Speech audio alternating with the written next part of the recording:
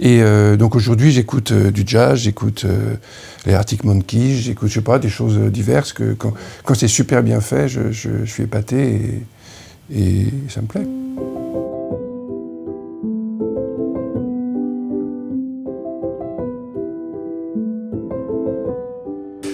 Alors oui, Star Wars, c'était... oui, parce que John Williams, c'est le dernier des maestros. Il a eu 90 ans cette année et je le vénère et donc je crois qu'on a tous conscience de ce qu'il a apporté à la musique de film. Parce que il a innové tout en restant en conversation avec le passé. Il y a 2000 ans d'histoire de musique mondiale et il l'a étudiée, il l'a comprise, il s'en sert dans les films, que ce soit dans Geisha, dans Star Wars. Lui aussi a dans Catch Me If You Can une versatilité absolument géniale. Et cet héritage, il est très important. Je pense qu'il ne faut pas l'oublier.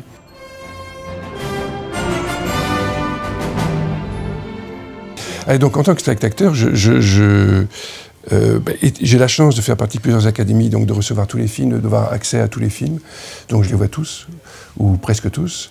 Et puis quand on va dans des festivals, on a la chance aussi de voir des films qu'on n'a pas forcément l'occasion de voir dans les salles ou très difficilement. Donc c'est aussi une ouverture sur un cinéma plus rare et parfois très beau. Donc non, bien sûr, je vois les films. Et quant à la musique dans les films que j'ai la chance de voir, en fait, je réagirais pas du tout comme vous posiez la question. En fait, je pense plutôt à arriver dans un film complètement vierge, j'essaie de ne rien savoir, de ne rien avoir lu avant, pas avoir écouté de critiques. Je veux pas savoir de quoi ça parle. Donc j'arrive dans la salle ou devant mon écran et je regarde ce film avec le plus de bienveillance possible et d'ouverture. Et quant à la musique, j'essaie pas de m'imaginer à la place du compositeur. Je fais pas cet exercice-là. En revanche, j'apprécie quand elle est réussie, à tout point de vue, que ce soit parce qu'elle est bien écrite, parce qu'elle est bien orchestrée, parce qu'elle est bien placée, parce qu'elle apporte une émotion supplémentaire, une dimension supplémentaire, une vibration supplémentaire. Et je suis content quand c'est réussi. Alors évidemment, quand je trouve que la musique n'est pas très réussie pour toutes ces raisons que j'ai évoquées, que ça ne coche pas toutes les cases, là je suis déçu et je m'imagine pas à la place du compositeur, mais j'imagine plutôt qu'il faudrait prendre quelqu'un d'autre pour écrire la musique de ce film. Je fais un métier tellement difficile et à la fois très beau que je suis toujours... j'aime ma corporation, je suis toujours triste ou énervé quand j'entends une musique faible, pas élaborée. Voilà. Ça peut être très simple, mais pas élaborée à tous les sens du terme. Que ce soit sur la dramaturgie, comme je disais tout à l'heure, sur le placement, sur l'orchestration. Ouais, c'est surtout ça qui peut me décevoir. Voilà.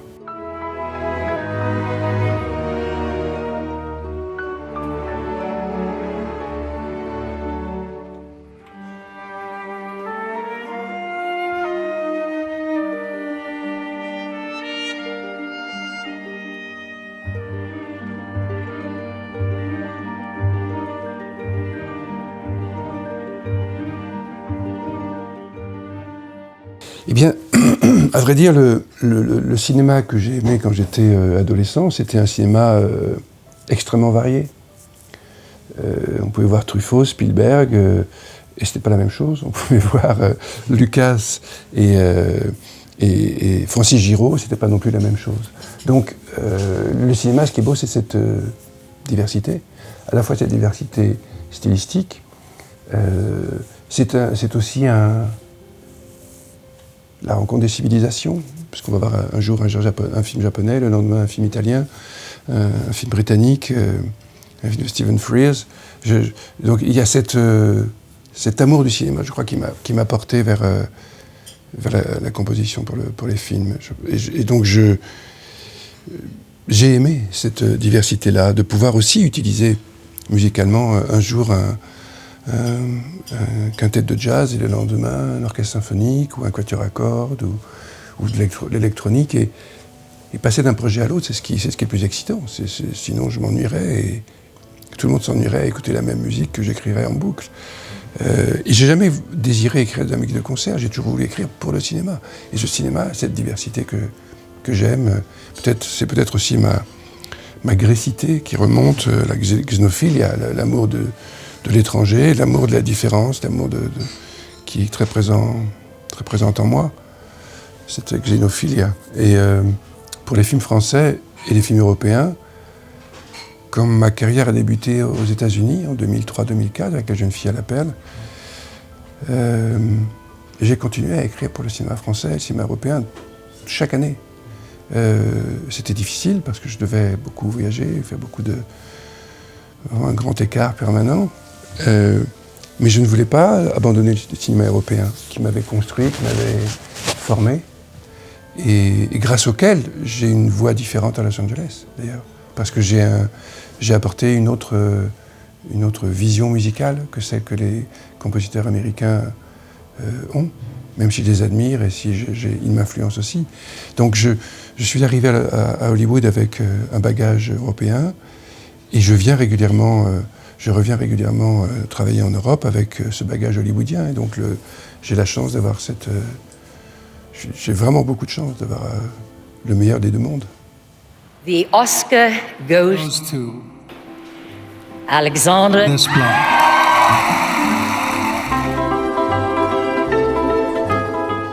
Alors avec Guillermo, ça commence toujours par des mots et bien sûr la manière dont il va transposer la première histoire de Pinocchio de Collodi et le passer à sa moulinette pour en fabriquer un objet qui lui appartienne.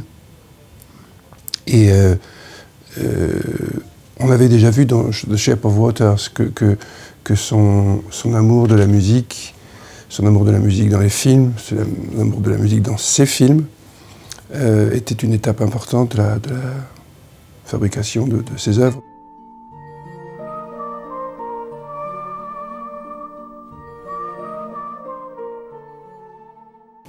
Je crois qu'on partage tous les deux ce que j'appellerais une mélancolie joyeuse. Et donc, avec ce pont incroyable qu'est la musique, dans les conversations, très vite, j'ai pu me mettre au piano, même si je ne suis pas pianiste, mais en tout cas lui proposer des idées, chercher des couleurs, des accords, voilà, quelques idées.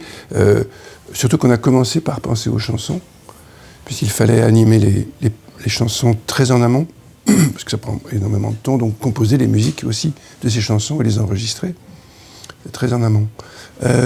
Donc il m'a présenté le film comme un conte musical où il y aurait des chansons qui seraient des chapitres non pas comme une comédie musicale, mais comme un conte musical avec des chapitres chantés, et dans lequel les acteurs chanteraient. On a eu la chance d'ailleurs merveilleuse d'avoir des acteurs qui chantent très bien. Que ce soit David Bradley, Ewan McGregor, Christoph Waltz, et puis le petit Gregory Mann, qui est un merveilleux jeune acteur anglais. Donc on a enregistré ces acteurs fantastiques pendant le Covid, dans des endroits les plus improbables de par le monde. Ewan McGregor dans son garage à Los Angeles, le petit garçon dans sa chambre, dans sa maison à Londres. Et tout à l'avenant. Concerned. I'm just trying to sound like Guillermo. Oh my God! This is it! Follow me! We'll never reach it. It's too far. Pinocchio can help. Lime, boy. Yes, that's it, live! I love the smell of onions, and I love war. I want to be trapped here forever and ever and ever. Voilà, c'est comme ça que ça débute, avec cette idée d'un conte mélancolique, avec un fond social et politique, comme toujours dans les films de Guillermo, qui est très prégnant. Il y avait déjà ça dans Shape of Water, et on retrouve dans cette adaptation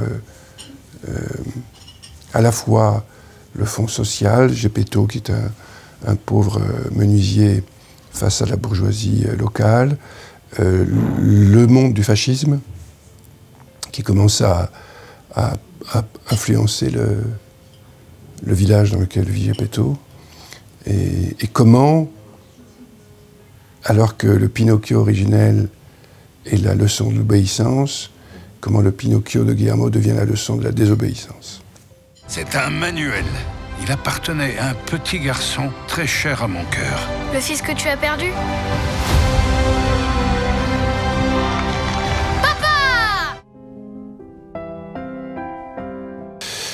C'est en plusieurs parties. J'installe dès le début du film, d'abord avec les chansons, une intimité entre Geppetto et Pinocchio. Et puis, il y a un thème qui apparaît, qui est le thème du jeune garçon qui va être tué par une bombe pendant la Première Guerre mondiale, Carlo, et que Geppetto va essayer de recréer. Et c'est ce thème qui va devenir le thème de Pinocchio, évidemment, puisque c'est le même personnage, c'est le même enfant. Simplement, Geppetto recrée l'enfant qu'il a perdu.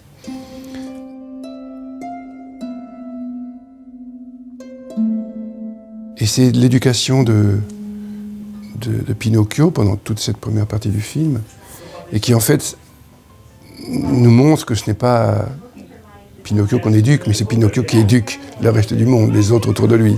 Et puis, quand le monde fasciste va commencer à vraiment s'imposer, la musique va quasiment changer de tonalité, elle va disparaître presque. Il y a des chants fascistes, il y a, comme vous le disiez, une martialité qui apparaît un peu plus. Mais il y a d'autres aventures. Arrive le poisson géant et d'autres aventures qui font que la musique va évoluer. Voilà. Ah, nous l'avons trouvé, c'est notre étoile. Tout le monde va t'aduler et scander ton nom, Pinocchio. Pinocchio! Non, j'écoute de la musique. J'ai jamais été un rocker. Je peux le dire aujourd'hui. J'ai jamais eu de groupe de rock. Quand je jouais dans un groupe, je jouais dans un groupe de jazz bossa nova. Donc ça n'a rien à voir. J'ai jamais joué de guitare électrique. Si je joue de la guitare, c'est pour jouer de la bossa nova. Et j'étais flûtiste, donc j'étais vraiment dans un monde parallèle. Non, quand la pop est bien faite, j'aime la pop. Voilà, plus que le rock peut-être. J'écoute pas du tout de variété. Ça n'a jamais été ma tasse de thé, parce que depuis que je suis gamin, je pense. Mais parce que, encore une fois, vous l'avez cité, peut-être l'influence de mes parents, de musique internationale, de variété américaine, de variété grecque, de choses comme ça. J'écoutais pas tellement de variété française. Je l'entendais bien sûr à la radio ou à la télévision, mais j'achetais pas les disques. Ça n'a jamais été ma tasse de thé, mais c'est mon éducation, c'est comme ça. Et donc aujourd'hui, j'écoute du jazz, j'écoute les Arctic Monkeys, j'écoute, je sais pas, des choses diverses que quand c'est super bien fait, je suis épaté et ça me plaît.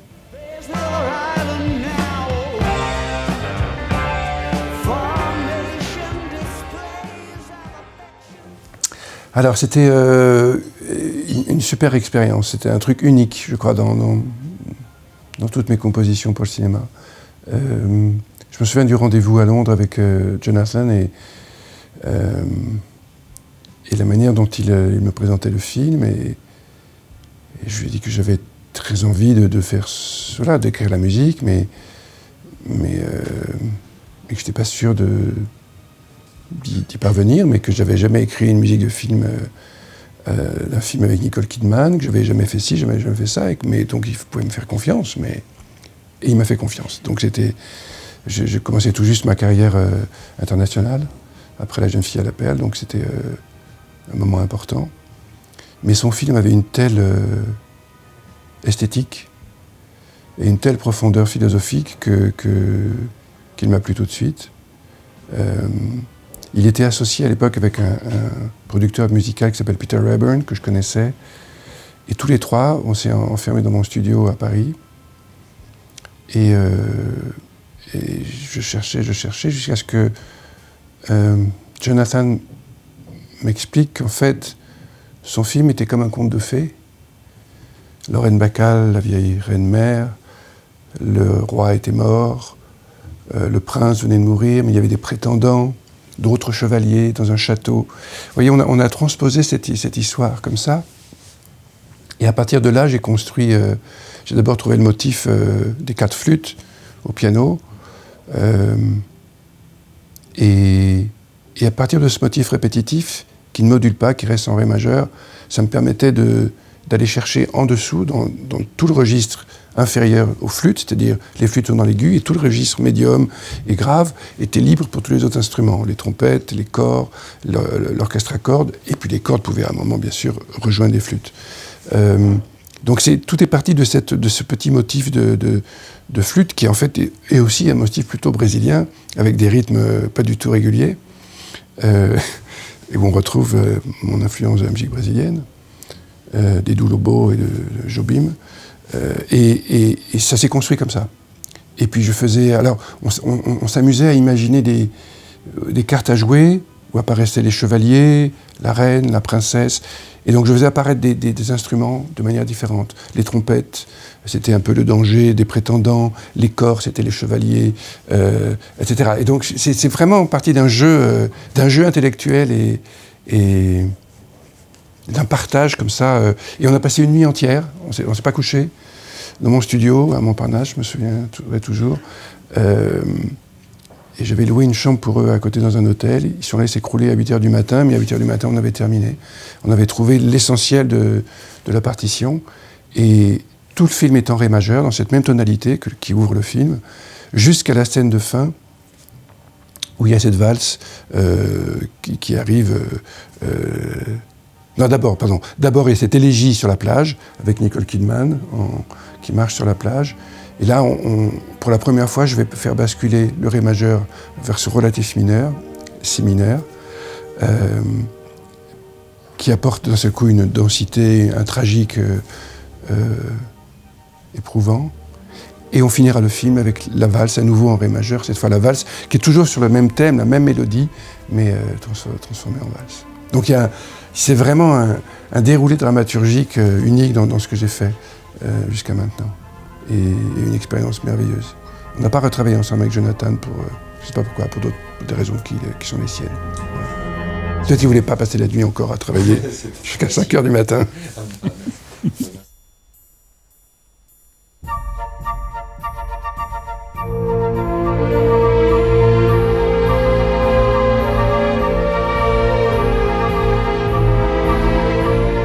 Eh bien, je suis en retard sur mon programme de cette année parce que je n'ai pas encore commencé à regarder les films de l'année.